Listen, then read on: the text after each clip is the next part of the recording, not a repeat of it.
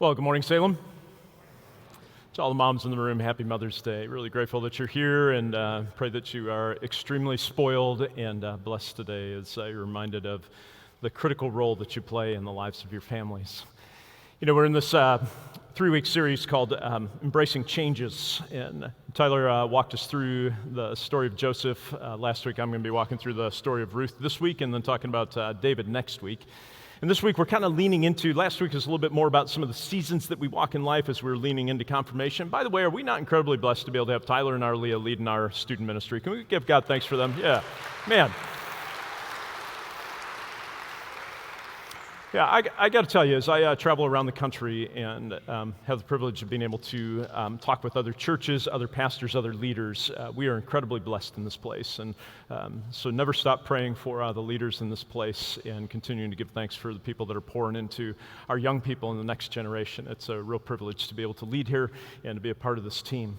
So as we lean into this week, I want you to move more from seasons into a little bit more thinking in terms of roles. Obviously, it's Mother's Day, and so moms, I'd love for you just to be thinking about some of the different roles that you play, because some of your roles are mom, but some of your roles are other than that. And each one of us in this room plays different roles. When we were born, a certain role, and then seasons of life lead us into different roles. And the roles that we have, they change with time. And sometimes we struggle with some of those changes, and sometimes we embrace them. And so we're going to talk a little bit about that. So Benjamin Franklin, back in 1789, said, "In the world, nothing is certain except death and taxes." And there's all kinds of memes out there that say things like death, taxes, and laundry, death, taxes, and kids fighting, death, taxes, and things like change. So you can fill in the blank with whatever you want, but you think in terms of what are some things that we know to be true, and just as Christ followers and people who believe that the Bible is true, we recognize that that is an absolute true statement. It was never intended to be when God created the world back in the Garden of Eden. There was no sin. It was intended to be heaven on earth.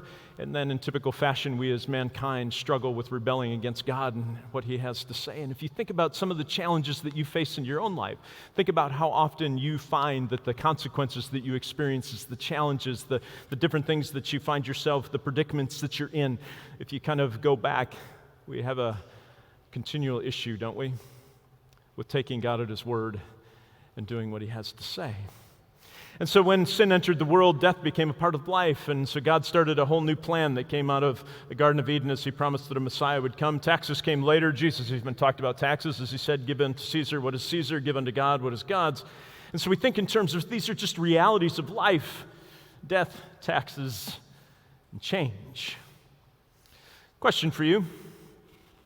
I want you to think in terms of some of the changes that you've experienced in your life. I think one of the things that I've had to wrestle with in my own life is if you would ask me on a given day if I'm someone who likes change, I would probably say yes.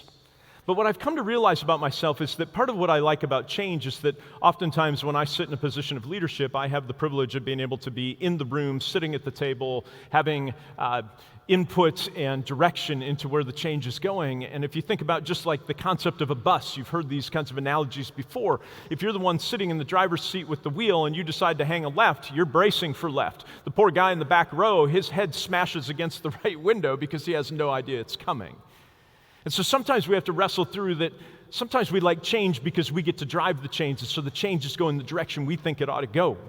Other times we find ourselves further back in the bus and we kind of wonder, why is this change happening? Who thought this was a good idea? And when your head smashes into the right window, normally you don't respond real well to change, do you?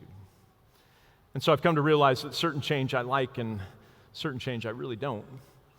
But one of the things that is true with almost all change is that change includes loss. And I think for me, just in kind of growing up a little bit, maturing, trying to embrace that side of change and being able to recognize that part of it is being able to recognize the loss, sit with the loss, but then move beyond the loss is part of the challenge. As we walk through the book of Ruth today, I want you to be hanging on to that. I'm going to show you a picture this morning of this gorgeous Chrysler. How many in your room, remember these cars? What's frightening to me is that I'm starting to be old enough to stick pictures on the screen that look old. This is not right, so just kind of ignore this for a moment, but just deal with the process. I mean, who doesn't think that a pea green car is just stunning? All of you in the student section, hoping mom and dad are going to get you one of those bad boys. So here's why I put that picture up there. One of the things that God had to work on in me was this concept of understanding change and loss and how people navigate through that. And so this is a picture of the car that my grandparents that lived in the Chicagoland had. And I have great memories of that because those were the grandparents that were nearer to me, so we were there every Thanksgiving. I remember when between our 8th grade and 9th grade year, the only 3 grandchildren those grandparents had were my 2 sisters and me.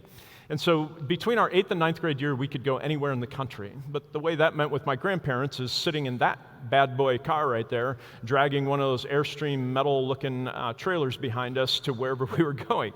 And so my experience was getting to go to Walt Disney World for the first time in my life, but we camped.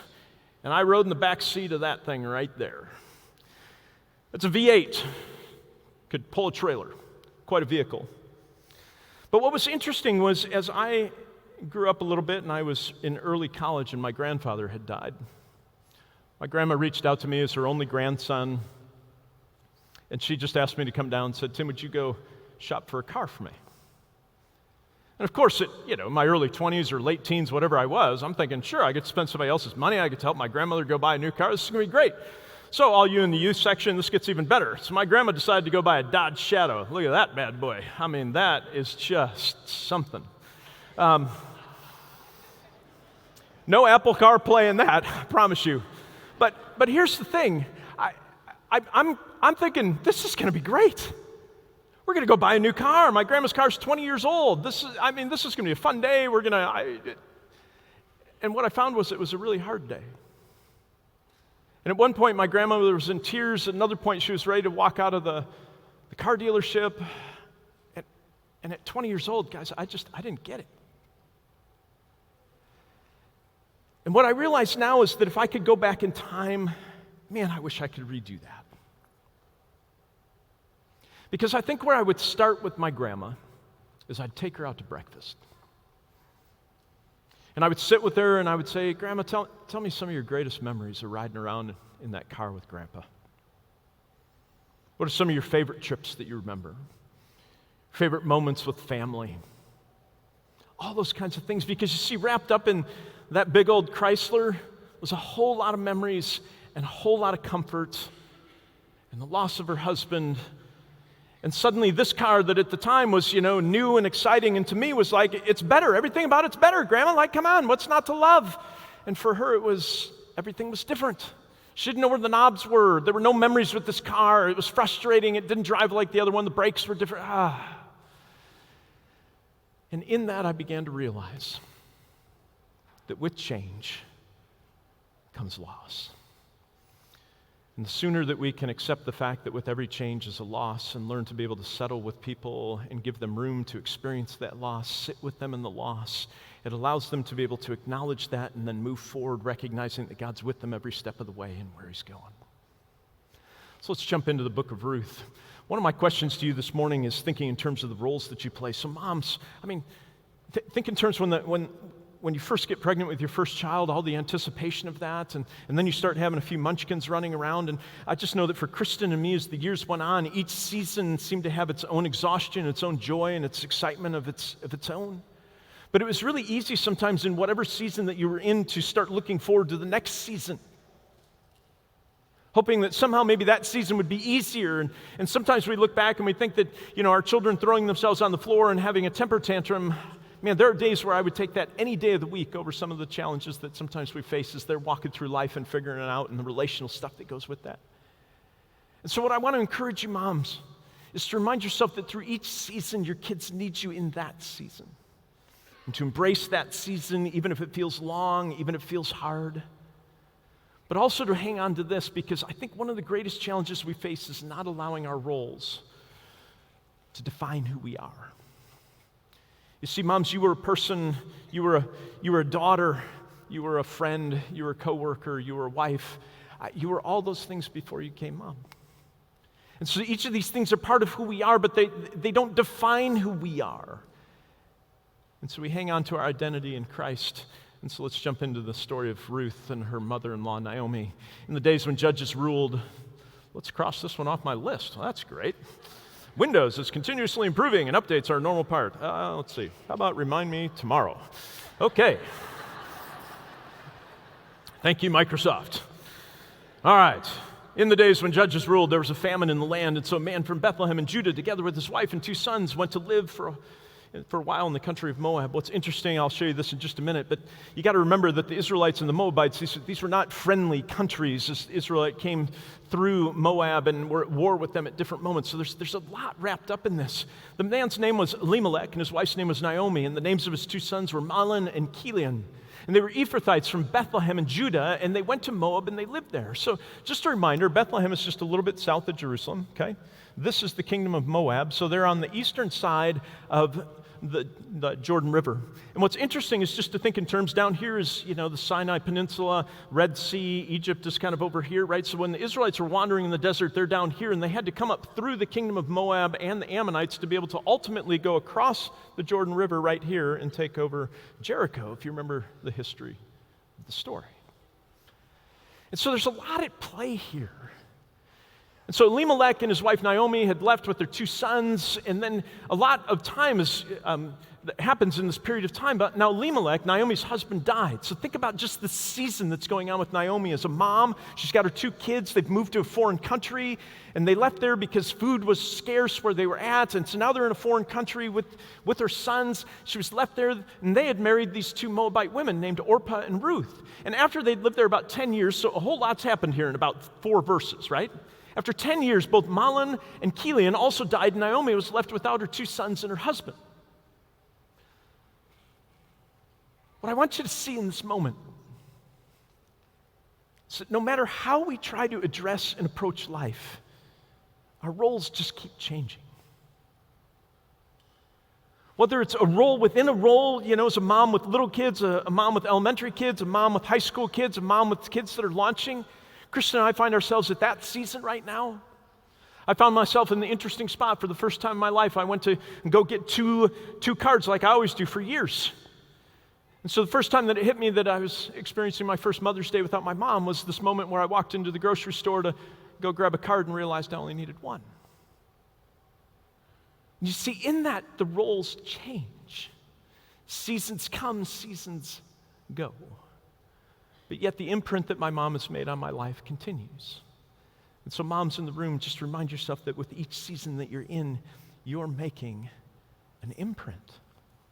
As you get the privilege of being able to demonstrate the love of God into the lives of your children. But as those roles change, think about Naomi, and think about Orpah, and think about Ruth, and here's these 3 women, 2 different generations. 2 are from that country, 1 is not, and so now suddenly they're trying to figure out what's next. And what I want you to see in this is how different people respond. So Ruth, Naomi's trying to tell Orpah and Ruth, you guys just stay in Moab. I'm going to go home because I don't know what else to do. And you want to talk about a vulnerable group of people. First of all, regardless of how you feel about it, this was just the reality in that particular day and time in the culture that they were in. Women didn't have the same standing as men did. And so now you have 3 widows. 1's a foreigner. And so in this, just extremely vulnerable as to what's coming next and how they're going to be able to make it and just simply feed themselves and be protected. And so Naomi's like, I'm going to go home where at least I know some people. How about you 2 just stay here? And Ruth replies to her and she says, don't urge me to leave you or turn back from you. Where you go, I'll go. Where you stay, I'll stay. Your people will be my people and your God will be my God. I found this particular section right here. It's a particular passage that I have a number of couples over the years asked me to lean into for a wedding message. I mean, think about what that says. Because every couple that comes together, I mean, sometimes you're the girl next door or the boy next door, but in many cases, you're coming from very different walks of life. In some cases, you're coming from states away, maybe even cultures away, maybe even countries away. And in the process, it's this willingness to leave and cleave and to be able to come together and to be able to say, no matter where you go, I'm going to stay by your side. If you stay, I'm going to stay. And your people, meaning your family, they're going to be my family. And your God will be my God.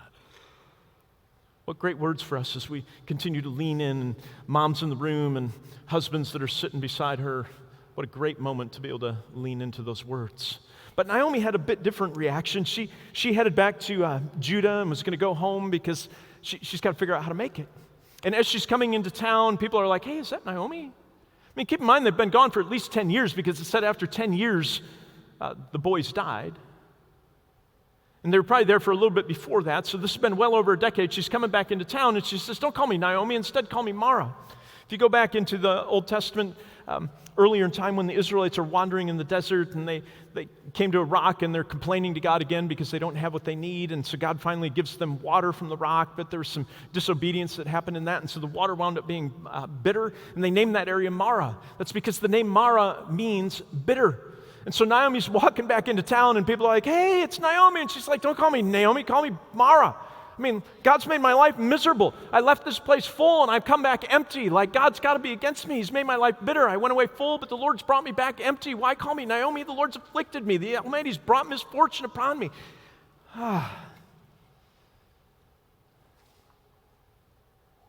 We all walk seasons. And as the roles change, we've got to hang on to the fact that we either trust that God is moving or we don't. And part of the reason why we gather week in and week out, and part of the reason why we read stories like this, is this constant reminder to us that the stories of God's faithfulness from one generation to the next. It's why things like confirmation last week are such a great moment.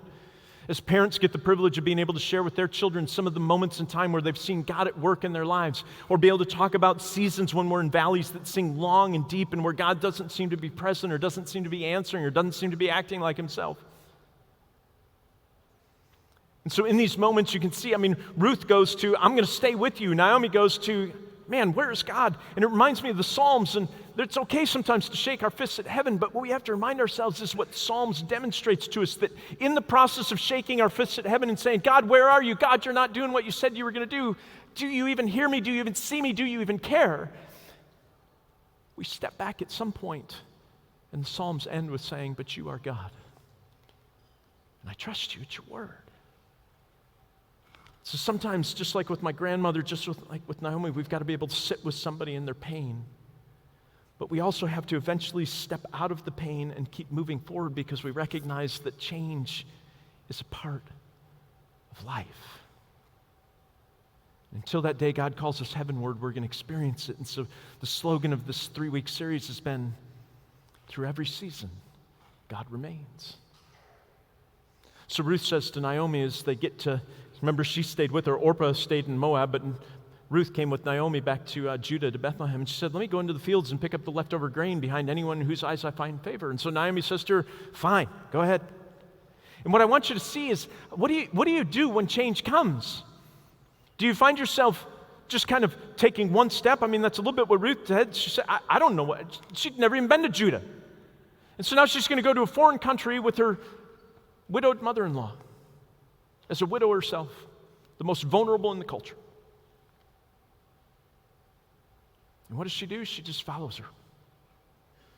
And then when she gets there, she determines, you know what, we're not just going to sit here and starve, so I'm going to go sit in the field. And recognizing that there were some things that were made possible for them to be able to pick up some of the seed and things that were left by the edges of the fields. My question to you is, how do you react to change? Are you like Ruth, or you just keep taking a step? Are you like Naomi, who just kind of sits down and shakes your fists at heaven? Are you Ruth, who finally picks up and says, well, I got to do something. And so I got to embrace whatever this next season is, even though I experience some sadness and loss. And then I love seeing how God works. So Ruth goes out and enters the field and begins to glean behind the harvesters. And it turned out she was working in the field of a guy by the name of Boaz, who is from the clan of Elimelech. I don't know about you, but I'm just to the point where I don't believe much in coincidence anymore. I'm not saying that certain things that we do don't create a little bit of a domino effect, but I'm simply saying that we trust that God's moving. So of all the fields for Ruth to happen to go into, she happens to go into the field of a guy by the name of Boaz, who happens to be from the clan of Elimelech, who happens to be the deceased husband of Naomi.